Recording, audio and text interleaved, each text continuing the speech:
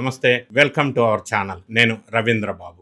ఇటీవల కాలంలో ప్రధానంగా 2 తెలుగు రాష్ట్రాల్లో వైఎస్ఆర్ కాంగ్రెస్ పార్టీ వ్యవహరిస్తున్న తీరుకు నిదర్శనంగా ప్రొఫెసర్ నాగేశ్వరరావు అనవసరంగా బుక్ అయిపోయాడు. సబ్జెక్ట్లోకి వెళ్ళినట్టయితే మరి వైఎస్ఆర్ కాంగ్రెస్ పార్టీ ప్రధానంగా ఎప్పటి నుంచో సోషల్ మీడియా వేదికగా కొంతమంది మనుషుల చేత వాళ్ళకి అనుకూలమైన స్టేట్మెంట్స్, విశ్లేషణలను చేపించుకుంటూ లబ్ధి పొందాలి అన్న వ్యూహంతో ముందుకెళ్తున్న సంఘటనలు మనం గతంలో చాలా చూసాం.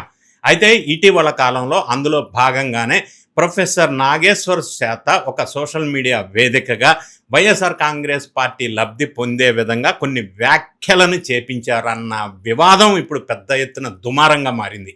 మరి ప్రొఫెసర్ నాగేశ్వర్ గారు చెప్పిన అంశం సోషల్ మీడియాలో ఏంటంటే, అమిత్ షా కేంద్ర హోం మంత్రిని మరి పవన్ కళ్యాణ్, నాదెళ్ల మనోహర్ వీళ్ళిద్దరూ కలిసి ఒక రూమ్లో హోమ్ మినిస్టర్ గారి ఆఫీసులో ఢిల్లీలో చర్చలు జరుగుతున్న సందర్భంలో పవన్ కళ్యాణ్, నాదెళ్ల మనోహర్ అమిత్ షా కలిసి మనం జగన్ ను లోపలయ్యాలి, మా వాళ్ళు ఒత్తిడి తెస్తున్నారంటే అమిత్ షా చెప్పింది ఏంటంటే, రాజకీయాల్లో ఇన్స్టాంట్ ఫ్రెండ్ ఉంటాడు, లాంగ్ టర్మ్ ఫ్రెండ్ ఉంటాడు. Telugu Desam instant friend, Jagan long term friend. మీకు కూడా మంచి చెప్తున్నాను, మనకు 25 మంది ఎంపీలు సహకరిస్తున్నారు కదా అని మీరు కూడా ఆ వైఖరి మార్చుకోండి అని సలహా ఇచ్చారు. మరి వీళ్ళు ముగ్గురే ఉన్న ఆ సమావేశంలో ఆ మాటలు ప్రొఫెసర్ నాగేశ్వరరావు గారి చెవులో ఎలా పడినాయి, అక్కడి నుంచి ఈయన ఎలా వినిపించింది, ఈయన చెవులో మరి అమిత్ షా చెప్పారో ఎవరు చెప్పారో తెలియదు. అంటే ఈ విధంగా ఈయన కామెంట్స్ చేయటం వల్ల అది వైఎస్ఆర్ కాంగ్రెస్ పార్టీకి లబ్ధి జరుగుతుంది అన్న ఒక వ్యూహంలో భాగంగా ఆయన చేత చెప్పించి ఉండవచ్చు. అయితే ఈ పరిణామాలు జరిగిన నేపథ్యంలో జనసేన పార్టీ శ్రేణులు ఆంధ్రప్రదేశ్లో ఉద్యమం ఉవ్వెత్తున ఆగ్రహావేశాలకు లోనయ్యారు.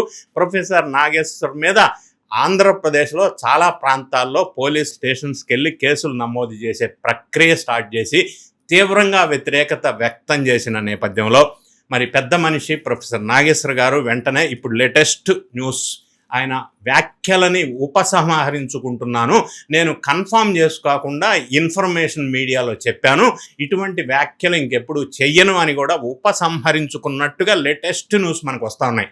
ఏదేమైనా కూడా ఈ వివాదం అనేది పెద్ద ఎత్తున చెలరేగటం, మళ్ళీ ప్రొఫెసర్ నాగేశ్వర్ గారు ఉపసంహరించుకోవటం వల్ల మళ్ళీ నార్మల్సీకి వచ్చింది. అయితే ఈ పరిస్థితి బ్యాక్గ్రౌండ్ నేపథ్యంలో అసలు ఆ విధంగా చెప్పటం వల్ల ఎవరికి నష్టం, ఎవరికి లాభం? నిజమైతే ఒకవేళ ఆ వ్యాఖ్యలు నిజమైతే, నిజం కాదని తేల్చారు. అదేవిధంగా నాదెళ్ల మనోహర్ అక్కడ ఉన్న వ్యక్తి మీడియా సమక్షంలో వచ్చి అటువంటి డిస్కషనే జరగలేదు మాకు అసలు ఎవరు చెప్పారన్న కూడా ఆయన ఖండించాడు. ఇక సమస్య లేదు, అక్కడ ఉన్నది ముగ్గురు, అందులో వాళ్ళు ఖండించారు ఇటువంటి చర్చ జరగలేదని. మరి నాగేశ్వర గారు ఎందుకు అలా మాట్లాడారు మనకు అర్థమవుతుంది, వెనక ఎవరో మాట్లాడించి ఉండవచ్చు. సరే, సమస్యపోయినా ఒకవేళ ఆయన మాట్లాడిన మాటల్లో వైఎస్ఆర్ కాంగ్రెస్ పార్టీకి లాభమా నష్టమా అనేది మనం ఊహాజనితంగా విశ్లేషణ చేసే ప్రయత్నం చేద్దాం. భారతీయ జనతా పార్టీకి జగన్మోహన్ రెడ్డి అనే వ్యక్తి లేదా వైఎస్ఆర్ కాంగ్రెస్ పార్టీ శాశ్వత మిత్రుడు, అంటే పర్మనెంట్ ఫ్రెండ్ అంటూ సోషల్ మీడియాలో ప్రచారం చేపించారు. ఈ నాగేశ్వర్ విశ్లేషకులు చెప్పిన మాటలను వైఎస్ఆర్ కాంగ్రెస్ పార్టీ వాళ్ళకు అనుకూలంగా ఉంటుందని చెప్పి పాపం హుషారుగా సర్క్యులేట్ చేయించుకున్నారు, అదేమన్నా వాళ్ళకి బెనిఫిట్ అవుద్దామని. మనం ఆలోచించినట్టయితే బీజేపీ అనేది హిందుత్వ ఆయుధం, వైసీపీ అనేది మైనారిటీ, క్రిస్టియన్ ఓటు బ్యాంకు, ఈ 2 విరుద్ధ భావజాలాల మధ్య ఉన్నటువంటి వ్యవహారం అయితే శాశ్వత స్నేహం అంటూ ఒక బాంబు ఎలా పేలుస్తారు? అసలు పవన్ కళ్యాణ్, నాదెళ్ల మనోహర్ అమిత్ షాని కలిసినప్పుడు జగన్ని అరెస్ట్ చేయాలి అని అడిగారని చెప్పి ఒక న్యూస్ స్ప్రెడ్ చేశారు. మరి అప్పుడు అమిత్ షా గారు సలహా ఇచ్చారంట. మరి ఇవన్నీ ఎంతవరకు కరెక్ట్? ఈ సలహాలు ఇవ్వటం, టీడీపీ ఇది temporary instant friend, Jagan Reddy గారు పర్మనెంట్ ఫ్రెండ్. మరి ఇది ఎలా మాట్లాడారని వీళ్ళకి బయటకు వచ్చింది. ఇది నిజమా కాదా అనేది పక్కన పెడితే ఇది రాజకీయ కుట్ర. అసలు ఒకవేళ నిజమే అనుకోండి, లాజిక్ తీసుకుంటే రాజకీయాల్లో లాభ నష్టాలతో ఎలా ఉంటుంది, హౌ ఇట్ లుక్స్ నైక్స్, అయితే నిజమైతే ఎలా ఉండే అవకాశం ఉందనేది ఒకసారి మనం ఆలోచించినట్టయితే అమిత్ షా నోటి నుంచి నేరుగా ఈ మాటలు బయటికి రాలేదు. కానీ ప్రముఖ రాజకీయ విశ్లేషకులు ఈయన ప్రొఫెసర్ నాగేశ్వర్ గారు ఈ ఒక ఛానల్లో ఆయనకున్న సోర్సెస్ ద్వారా ఈ సంచలన సమాచారం ఆయనకు వచ్చిందని చెప్పి ఆయన ఒక అనౌన్స్మెంట్ చేశారు, విశ్లేషణ కూడా చేశారు టీవీలో. అది వైఎస్ఆర్సీపీకి లబ్ధి జరుగుతుందని. మరి అమిత్ షా గారి దగ్గరికి వీళ్ళిద్దరు పవన్ కళ్యాణ్ కానీ మనోహర్ కానీ వెళ్తే మరి మా వాళ్ళ నుంచి ఒత్తిడి వస్తుందని వీళ్ళు జగన్ అరెస్ట్ చేయాలని వీళ్ళు అమిత్ షాకి చెప్పినట్టు ఏమి దారుణమైన డ్యామేజ్ ఇది. అంటే జనసేనకి డ్యామేజ్ చేయాలా, టీడీపీకి డ్యామేజ్ చేయాలా, వైఎస్ఆర్ కాంగ్రెస్ పార్టీకి లబ్ధి చేయాలన్న మాటలే కదా. సరే, ఒకవేళ నిజమే అనుకుంటే రాజకీయ లాజిక్ చూసినట్టయితే రియలిస్టిక్గా ఆలోచిద్దాం, పార్టీలకు సంబంధం లేకుండా. బీజేపీ ఎప్పుడు కూడా ఒక పార్టీ మీద ఆధారపడదు. రాజకీయాల్లో no permanent friend, no temporary friend, no permanent enemy అనేది బేసిక్ ఫార్ములా. ఇక అమిత్ షా లాంటి స్ట్రాటజిస్ట్ ఒకవేళ అంటే ఎందుకు ఇలా అని ఉండవచ్చు అనేది కూడా మనం రియలిస్టిక్గా ఆలోచిద్దాం, అంటే ఊహాజనితంగా. ఒకటి ఆప్షన్ ఏ, టీడీపీతో ప్రస్తుత కూటమి తాత్కాలికం, 2029లో ఎవరు బలంగా ఉంటారో చూసి నిర్ణయం తీసుకుందాం అని వ్యూహం అయి ఉండవచ్చా? No, we don't know. Option B, Jagan ఇప్పుడు విపక్షంలో ఉన్నారు, కానీ రెడ్డి సామాజిక వర్గం ప్లస్ మైనారిటీలు లాంగ్ టర్మ్లో ఏమన్నా ఉపయోగపడతాయి అన్న ఏమన్నా వ్యూహమా? We don't no.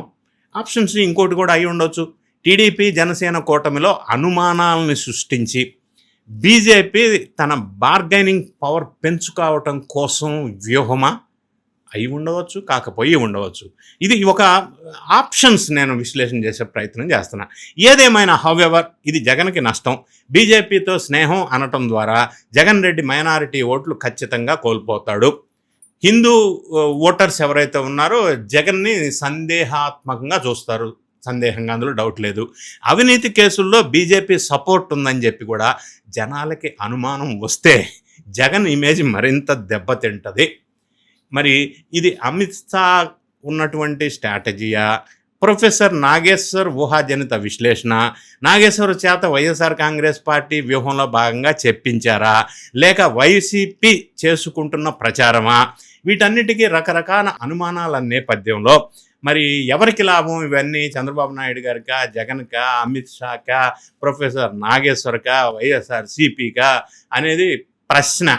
ఏదేమైనా మరి నాగేశ్వర్ గారు వ్యాఖ్యల్ని ఉపసంహరించుకున్నప్పటికీ మరి ఈ ఊహాజనితమైన వ్యాఖ్యలు సోషల్ మీడియాలో, ఇటువంటి వ్యాఖ్యలు, ఆ నిరాధారణమైనటువంటి వ్యాఖ్యలు పెద్ద మనుషులు, మేధావులు చేయటం ద్వారా కొంత రచ్చకి దారితీస్తుంది, కొన్ని భిన్నాభిప్రాయాలకి దారితీస్తుంది. అథెంటికేటెడ్ డేటా బేస్డ్ ఇన్ఫర్మేషన్ మాత్రమే సబ్జెక్ట్ ఓరియంటెడ్ మేధావులుగా చెప్పబడుతున్న వాళ్ళు డిస్కస్ చేయాలా, విశ్లేషణ చేయాలి. కానీ నిరాధారణమైన సబ్జెక్ట్ తీసుకొని డిస్కస్ చేసి అనవసరంగా పార్టీల మధ్య చిచ్చు పెట్టేటువంటి ప్రయత్నం చేయటం వల్ల ఏ పార్టీకి, ఏ వ్యక్తికి లాభం లేదు కదా, నష్టం జరిగే అవకాశం ఉంది.